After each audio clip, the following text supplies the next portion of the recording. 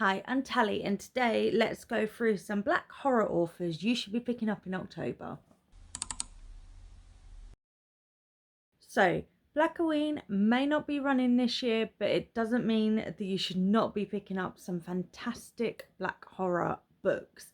So here are a bunch of my recommendations and some that are on my TBR. Let's start with a YA, The Taking of Jake Livingston by Ryan Douglas. This follows a young black queer boy who can see spirits. He finds life hard enough without being able to see spirits. However, luckily most of them are just harmless in their little death loops. But then he comes across Sawyer, and Sawyer has some revenge in mind. Please check the content warnings for this one, or in fact, every book on this list. We then have the general author Victor LaValle. I have read The Ballad of Black Tom, Lone Woman, and The Changeling by Victor LaValle, and they were all absolutely fabulous, and I recommend them all. The Ballad of Black Tom is a cosmic horror. It's a short story, and it really manages to build such an atmosphere in a small page count. The Changeling, on the other hand, is a 430 page book in which we dive into the horror of motherhood, fatherhood, newborns and changelings, and how the birth of a child can change your chemical makeup and how you see the world. This is claustrophobic, and it's gory, and it is dark.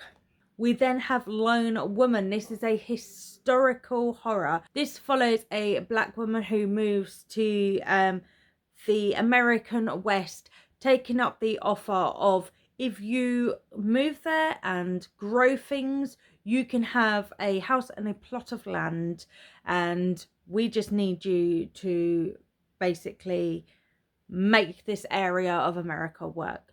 She moves there, and all she has in tow is a trunk, a very mysterious trunk, a trunk that she does not want opened. My Sister, the Serial Killer by Ian Ken Braithwaite. This follows a young woman whose sister seems to have an issue in that all of her boyfriends keep turning up dead. How strange. However, our main character is always there to clean up her sister's messes, and always has been, as her sister is the favourite child, the golden child, the one that can do no wrong. However, when her sister shows an interest in a co-worker, Karidi knows that she needs to stop her sister. Akweki Emezi has a huge back catalogue of books that you should check out, including Pet, which is a YA queer book set in a kind of futuristic world in which monsters have been stamped out. And this very much dives into how can you warn people about monsters if they have no knowledge of them. This book just creeps into your brain and does not leave. There is a second book, Bitter, which follows Pet's mother. I haven't read it yet, but I anticipate I will find it just as heart-wrenching as Pet was. There is also You Made a Fool of Death with Your Beauty, and this is a very interesting book. It's kind of a romance in which we follow Faye. She's young, but she has lost her husband. She finds herself in a position that she's considering getting back into the dating pool. She agrees to go on a trip with the man she's dating back to his home country, or rather island. And she discovers that his father is an artist that Faye absolutely adores. She then finds she starts having feelings, falling for someone that she absolutely should not be falling for. Kaylin Bayron is another author that has a humongous back catalogue of books that you should check out. And even better, they are YA. So these are great for sort of beginner horror readers. If you get a bit nervous at the idea of picking up horror books, I would suggest any of Kaylin's any of Kaylin's books. And I particularly enjoyed You're Not Supposed to Die Tonight. You're Not Supposed to Die Tonight is set at Camp Mirror Lake, which is a camp where people go and like role play a horror summer camp experience. And we follow Charity, who is the quote unquote final girl of the evening. It is their final night before they close up for summer. And unfortunately, this night isn't role play. I Feed Her to the Beast and the Beast is Me by Jameson Shea is a very interesting book that follows a young black girl who has moved to Paris from America, and she is determined to fulfill her dream of being the star ballet dancer in her cohort. So she has moved to Paris to go to a very elite academy, and she wants to prove that not only can a black girl be star of the show, but a black girl from a poor background, and it shouldn't hold her back. And one day she discovers a beast which is willing to make a deal with her to make all of her dreams come true. Is it worth the cost? We shall find out.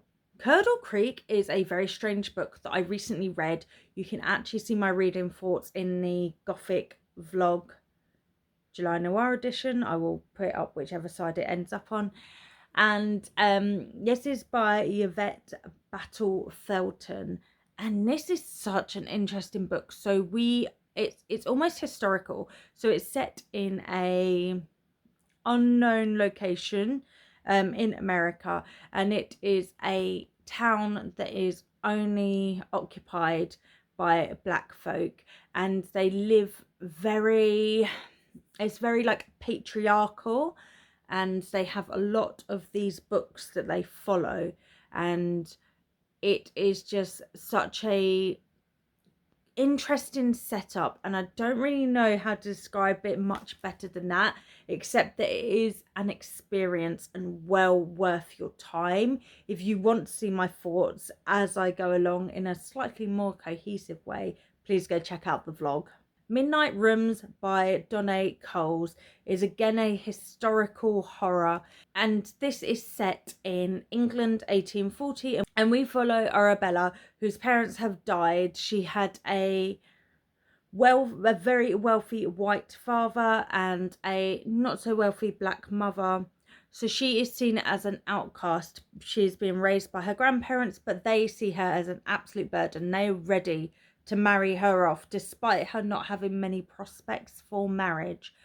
One day a wealthy gentleman turns up and he has an interest in Arabella, so obviously her grandparents agree to the union, and she gets whisked away to his family's stately home where she knows no one. It's very gothic, it's very eerie, it's giving, you know, like Mexican gothic vibes, and it is crazy. It is like a giant fever dream, and I'm here for it. And finally, in my recommendations list, we have The Reformatory by Tananarive Due. This is set in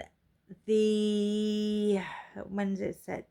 This is set in the 1950s in Jim Crow, Florida, and follows a young family when the son kicks a white boy for his inappropriate comments to his sister Gloria. Robbie finds himself put into a school for boys, which is a reformatory. It is effectively a boarding school and a prison, and he gets sent there for a indeterminate amount of time for merely kicking this boy. Throughout the reformatory, we follow Gloria as she tries to fight to get him out on the outside, and Robbie as he tries to survive in this situation. There's also the added element of he can see spirits or haints, and the school is full of angry spirits.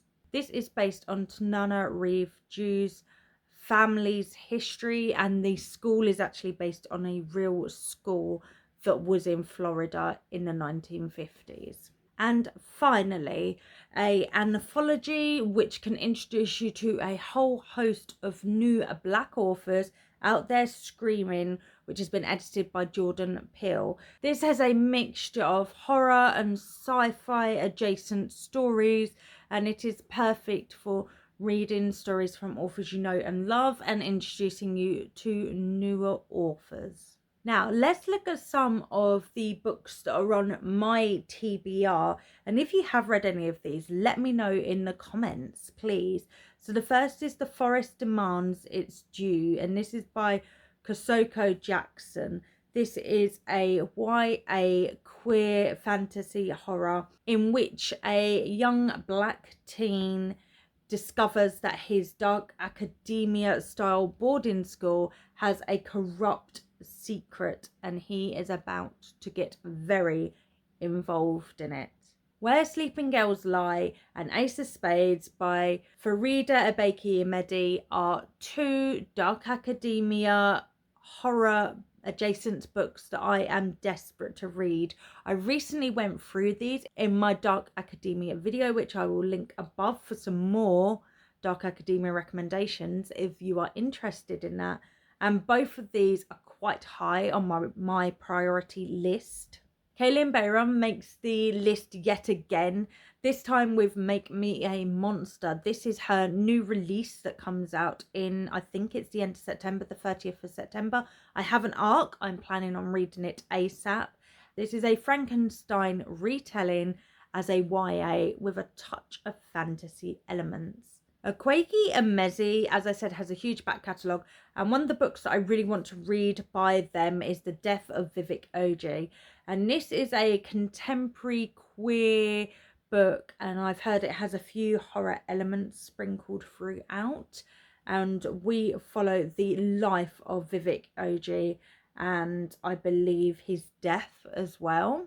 Tiffany D. Jackson is an author that I am desperate to pick up, and I'm not entirely sure why I haven't picked up anything by them yet, but two books that particularly interest me are The Weight of Gold, which is a Carrie retelling, so it's a YA set in a school, and then we also have White Smoke, which again is a YA book, but this has ghosts. So sign me up for both of those, please. The Trees by Percival Everett is a historical thriller horror, and this very much addresses the history of lynching in Mississippi, and it is described as a provocative murder mystery, and I feel like this will be one of those books that once you read it, it sticks with you for a while. There's No Way I'd Die First by Lisa Springer. This, I think, is more of a light-hearted take on the YA horror genre. In this, we follow a 17-year-old Noelle, who is a big horror buff.